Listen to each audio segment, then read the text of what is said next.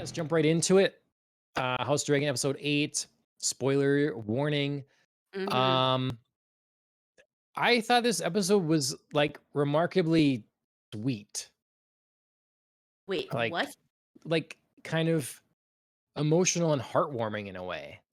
Oh, okay. Yeah, yeah, yeah. I just to me, this episode, it was really leading to this and very well leading to it. Mhm. The deteriorating health of the king. Mhm. And in this, we kind of reach that breaking point. Like he's in very bad shape, milk of the poppy all the time. He's not Yeah. really running things most of the time, needs to be helped all over the place. Really horrible, horrible Mhm. condition. And it was hard to watch, but amazingly portrayed. And Yes. I I just I thought it was a really good episode to like honor this portrayal of this character. Mhm. And I liked the sort of um closure in a way that he got. Mhm. He sort of got to have, a memory or whatever of maybe Mhm. things are going to work out peaceably Mhm. here. And so I just like that a lot. Yeah, yeah. This episode was definitely making the audience feel all the feels. It made me feel all the feels. I am wearing black tonight, for to mourn Viserys, Patty Considine. Hats off to you, sir. A brilliant portrayal. I didn't always like Viserys, but I always loved his portrayal of Mhm. Viserys. And I always was wanting with Viserys, I think, in a good way. Like there were always moments where I was like, you can do this. Like you can be like stronger. Like I believe you. You have these like flashes, like committing to um his daughter being named heir and like making everybody swear to it, like holding the line, holding together his family. He just had these like absolute excellent moments and he showed off some of that in this episode with once again backing Rhaenyra and making his way to sit upon the Iron Throne when he clearly hasn't in years. Right. Just showing up for her and being that presence for her. So yeah, so he had absolutely brilliant moments here. I was, not ashamed to say welling up, you know, at various times, seeing how hard the character was trying to be there for his family. One, showing up and making his way to the Iron Throne. Two, when he showed up for dinner and just Mhm. wanted like a nice Yeah. family moment where everybody can just shut up for an hour and eat dinner Yep. so that he can remember that before he goes. And And he got it. He got I that. mean, he mostly got it. Yeah. We'll talk a little bit about that, but yes, he really did, um, get a wonderful, I'm gonna say, like, 95% wonderful send off from his Yeah. family, who swallowed much of their pride, you know, so showed up for him, maybe mended some fences. We got some hope there. I think obviously we know maybe some things are going to be crashing down in episode 9, but Yeah. episode 8 was giving us hope and we needed that. Yeah, and I kind of, it was nice to see Allison soften a bit at the moment, some concessions made, much to Yes. the, like, clear dismay or displeasure of her father. Mhm. Um, I like that. I liked how, Matt Smith's character responded to his brother in this way. Seeing him this way, he put on well that this was actually painful for him, that he didn't like seeing him in this manner. And I Mhm. heard that, his Viserys's crown wasn't supposed to fall off, and it Mhm. did when he was approaching the throne, and everybody Oof. just kept going. Just rolled it. Yeah. Yeah, Oh, and I Matt love Smith those just picked it moments. up and put it up back on his head, and so that to me is, like, symbolic in a way as Mhm. well, like, even though it's not intentional then, they just did that, and it Right. adds to the kind of, like, just accepting you," brother Right. as the king here. Like, don't Right. have, I don't know. Right. Just Like, yeah, it's such a great unplanned moment that signals several things for their characters. Like you said, Damon just being like, what's the point in fighting this right now? These are clearly some final moments, so let me help you in these and remember that we're brothers. It's painful for me to see you this way. So, let one of my final acts be one of love and mhm, brothership here. Um and it gives us great complexity once again for Damon, who just is never all bad. There's yeah, always something that's just redeeming enough about him loving his family, including his brother. yeah. The other thing I really liked, so throne room scene again. We have one, two, four characters that are all behave like, so I don't know if I say admirably, but exactly how I want them to. So we're talking about the discussion of who's going to be inheriting. Mm. Um, Driftmark. yeah, and so you have the one guy who's understandably like, I like his kind of attitude of, I am going to speak what I think here, and you're gonna listen because how dare you tell me how my house is going to be inherited kind Mhm. of thing. Like, I totally respect that sort of attitude from him. So I liked that. And that way that Okay. character worked. I also liked how Rhaenyra, Princess Rhaenyra, is that how you say her name? Renice. Rhaenys. How Rhaenys also stood by, this is what my husband has always wanted, was this. Mhm. He told the Yep. truth about it and didn't play any games with it. So I like that. I also then liked the king, Viserys, saying, I'll have your tongue for that. Like, you're gonna Mm. put you in your place. You can't speak out like this, because that's the kind of Mhm. thing, honestly, I was waiting for in the previous episode with the whole family squabble. It's at some point Mhm.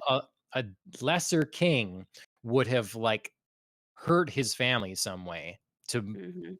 put them in line, and Mhm. he was ready to put this person in line, and then Damon does it for him. You know, Yep. you can keep your tongue. Yeah. So I that whole thing to me was well done. I liked how everything happened there, and it was a good Mhm. final moment of strength for the king, and Mhm. again a show of unity from his brother. So Mhm. Yeah, I agree with you in that I liked the way the scene played out, and I understood or liked the motivation of several characters here. Like you said, Renice in being like, "Hey, this is my husband's wish," so yeah, Um, I didn't for those opposed, I kept wanting to scream out, "Y'all remember Corliss is still alive, right? Like, yeah, he's not dead yet." right, I yeah, know we're all pretending here, but he isn't dead. We haven't seen a body. I mean, I'm hoping that, House of the Dragon isn't gonna do one of those, like, off-screen deaths for a character who mm, has been a major player. Um, so I'm fingers crossed, barring anything crazy, we will see Corliss, even if it is just his death scene, in the future here. But so I was sort of like really frustrated with both the High Towers and with Corliss's brother Vaymond here, because they were like, well, this should obviously happen. And I'm like, again, Corliss not dead, you know. right, I did enjoy Rhaenyra being like, "I don't even know what we're arguing about because he's still alive," and other people were like, "Yep, it's a moot point."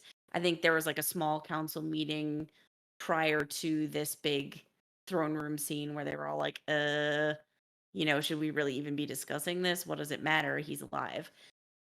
But I did love the conclusion, like you said, of Damon just cutting with his words and cutting with his sword and taking care of the situation. Playing the role of, his brother's enforcer once again. Kind of harkened back to the first episode where, I feel so long ago that I almost forgot this, but he was made Lord Commander of the Gold Cloaks, the City Watch, and basically was, in a broader sense, his brother's enforcer. Yeah. So this episode kind of brought that back in a little like microcosm here. It was Yep. nice to see. Yep. Um, what is your statement here? It says, "I love when people say I speak the truth, like the matter is Oh, settled." that was Vaymond, when he's arguing with Renice, and he was just like saying a bunch of statements, and he's like, "I speak the truth," and I was like, "And?" Like, it just always, like, something bad is gonna happen when someone is just like, "Well, I speak the truth," and you're like, "What are you gonna do about that?" Like, it doesn't always matter here. So, yeah, I just sort of enjoyed, like, his pompous righteousness, and I was just sort of like, you're headed for a downfall Mhm, when you say mhm. things like that." Yep. Um And obviously, he said it like Renice wasn't going to challenge him, which she was like, screw that. I'm definitely gonna challenge you." So So I see you think that because Ashley kind of was wondering this too. You think that maybe Mm. Rhaenyra allowed Allison to slash her wrist, or sort of? Yeah. So so I really hadn't thought that in the moment. There was a lot of things happening. It was Yeah. kind of like a dim, family struggle, like nighttime scene, and I wasn't really The watching show's that never dim. I closely. don't know what you're talking about. It's very bright. It always is bright and perfect Mhm. and you can see everything.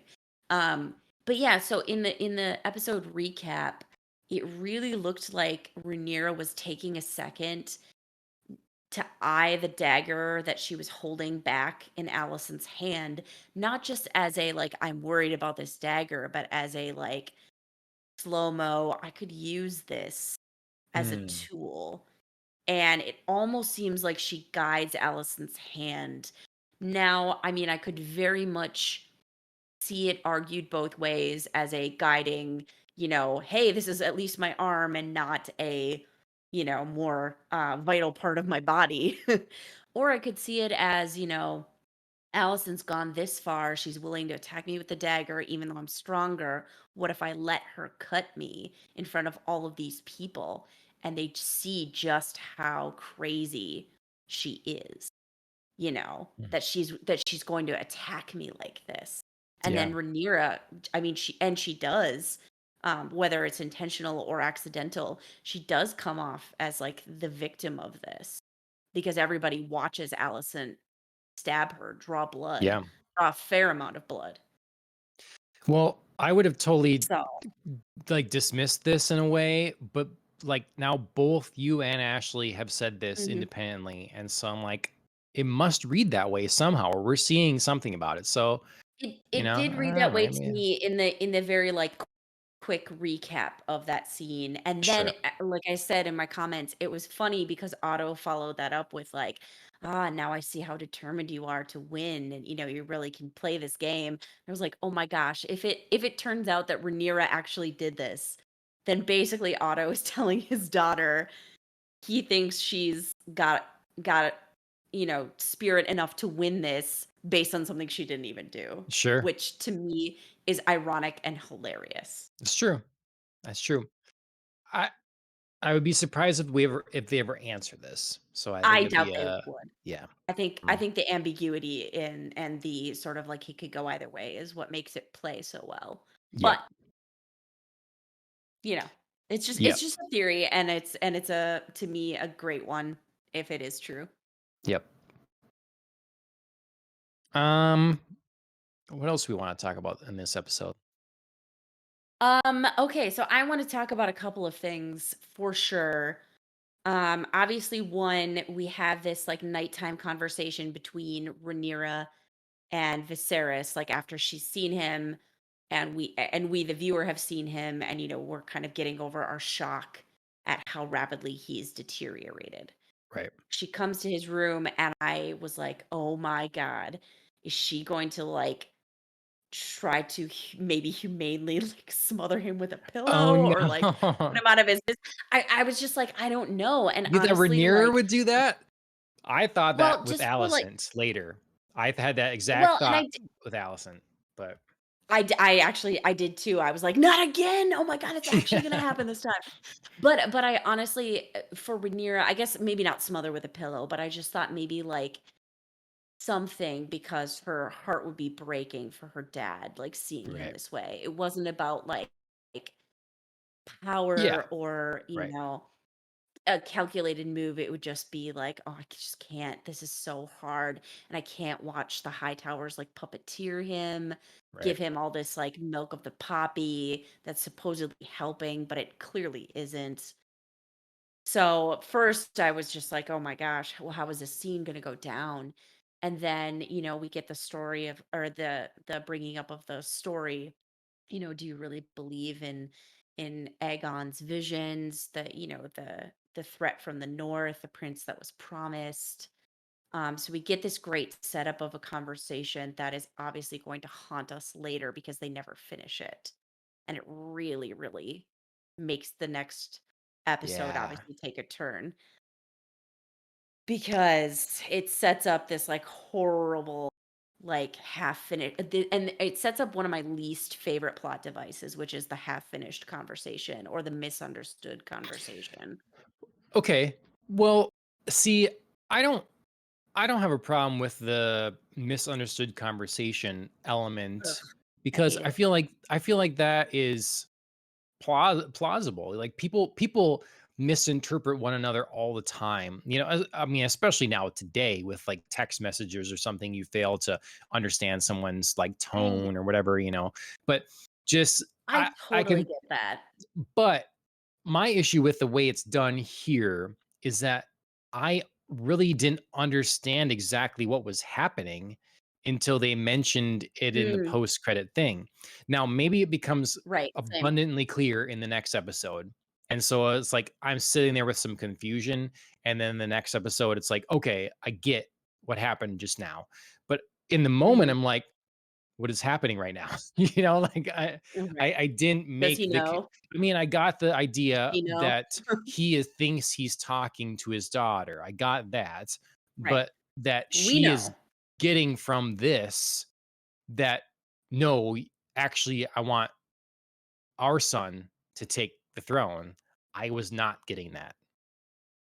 See, I got it, and I was insanely annoyed, and I think the outcome of this conversation is why this is one of my least favorite plot devices, is because the outcome of this conversation is Viserys, just before he dies, has a conversation with Alicent where he thinks he's talking to Rhaenyra and she thinks he's talking to her.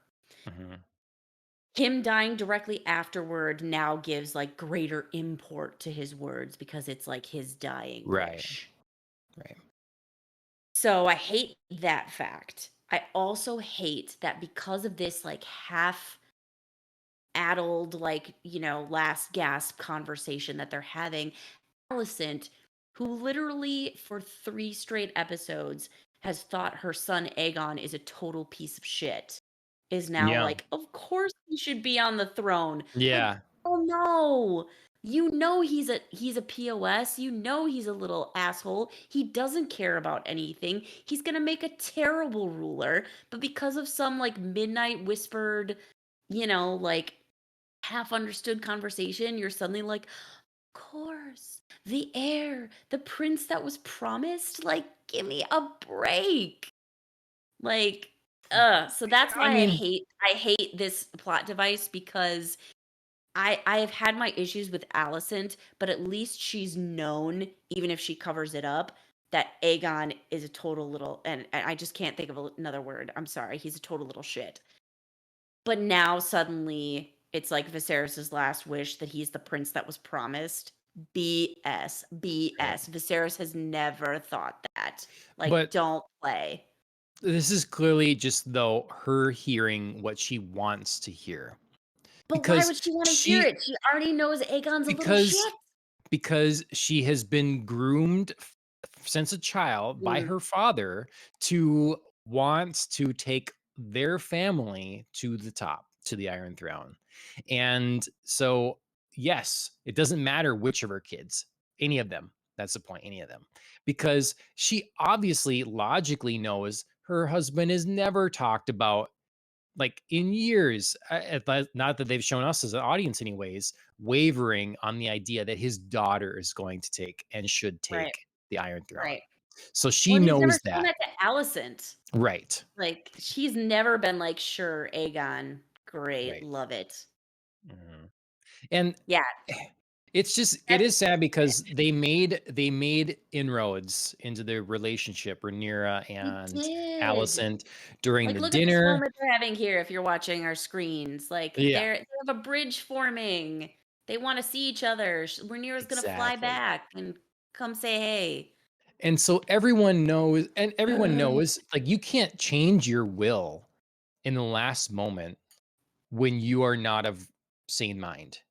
You can't do it. Right, You have to adjust your will and your things and set your affairs in order before that. So when you're sitting there, you can't take that as, and she would know that. Everyone knows that. That's the way, So yeah. it Just I don't know. it it frustrates me because Alicent I mean, I had my issues with her, but I was just sort of starting to beginning to like her again. You know, she and Rhaenyra made some inroads. She admitted, like, "Hey, I've been stubborn too." She was trying to get her kids to behave for this dinner and give something to Viserys. And now it's just like all wiped away by the fact that she's going to pretend that Aegon isn't a horrible little monster and somehow deserves to be on the throne, even though she told Rhaenyra, "I think you're to make a great queen." Just like Yeah. flips, just like, Yep. ugh. It's hard to replace your Speaking of programming Aegon, in moments. I guess, even though it seems like she did, but then she didn't. Speaking of Aegon, he is obviously displaying for us all what a little turd monster he is during this dinner by trying to like Yeah. continuously provoke Jacaerys into something.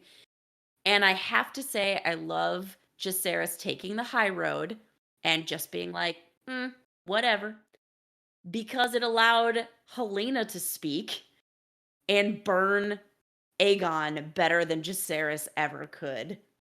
When she was, like, talking about marriage and she's like, "Oh, lady," I think Jacaerys is betrothed to Baela? I can't remember if he's betrothed to Yeah, I don't Baela know. or Rhaena, I can't remember which of the twins. She's like, "Oh, it's not all that bad, like, he sort of loses interest to you, and there's, like, just ignores you, and there's" like, you know what I mean? She was just like, "Marriage is That's just right. whatever," Yeah, and he's yeah. kinda you know what I mean? And it was just sort of like, "Ooh, God, it's so good." Like, she just, like, speaks the truth, and Aegon is like, "Oh god, like, this is my sister wife just owning me." Yeah, it's quite the, So I did quite enjoy that. yeah, that is a family dynamic. That is a fun Mhm. family dynamic.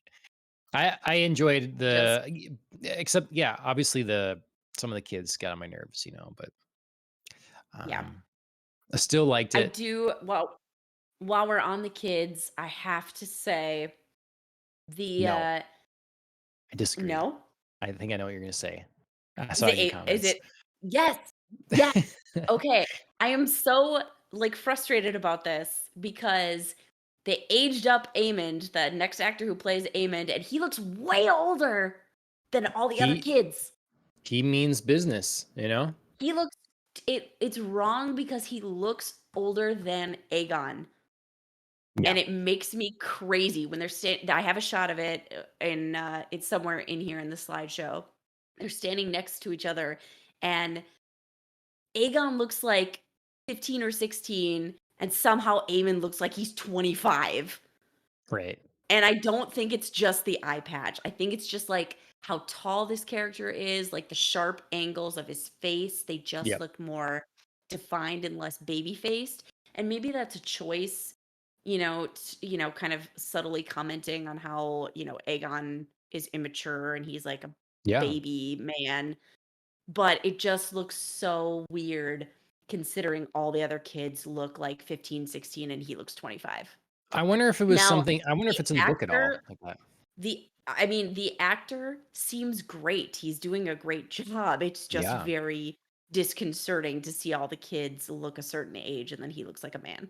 I mean, I even like the confrontation between him and Damon and the sort of like, "I'll back down, but, like, I won't someday," you know?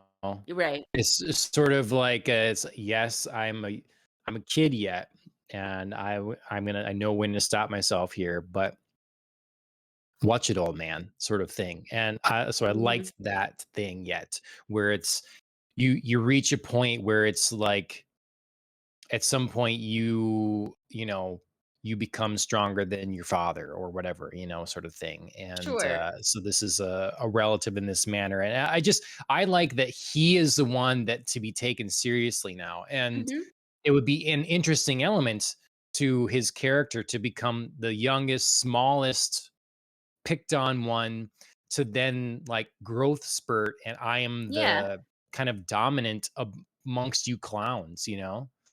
Yeah, I mean, out of Alicent's 2 sons with Viserys here, like, I always liked Aemond better, and it is a good storyline for him, although I still have trouble with it because he was such a little shit when he's teasing, Rhaenyra's boys about their parentage, and that he's continuing to do it now. I just want him to, like, break away from Kristen and find out who he actually is, because here he just reminded me of Kristen, and I was just like, "I don't need more of that, like, sad character who's, like, obsessive with just needling this one point." Oh, You know gotcha. Yeah, what I yeah, mean? yeah. Yeah, Kristen yeah. Cole. I was Yeah. just like, "I don't need you to be a second Kristen because I'm really over him, and I really loved that Yeah. he wasn't in a bunch of this episode." So, if he can get himself a different storyline, I would love that. I just sort of need him to be his own person. Yep. Yep. All right. House of the Dragon. Mhm. No Mhm. stone, no stone left unturned. Yeah, so episode 8 obviously, like you said, gave us all the emotions, the potential for unity between houses, the coming together for Viserys, and now we're going to watch it all shatter in Yep. episode 9, as any inroads that have been made are going to instantly dissolve. Yep. Should Alicent really pursue, as it seems she's going to, pushing Aegon to take the throne versus Rhaenyra. Yep. So we'll see where everybody falls in their allegiances. Yes. I have to say I was a little like, cool. I don't need to hurry and like I've got work going on. Like, I'll get to the next episode, whatever.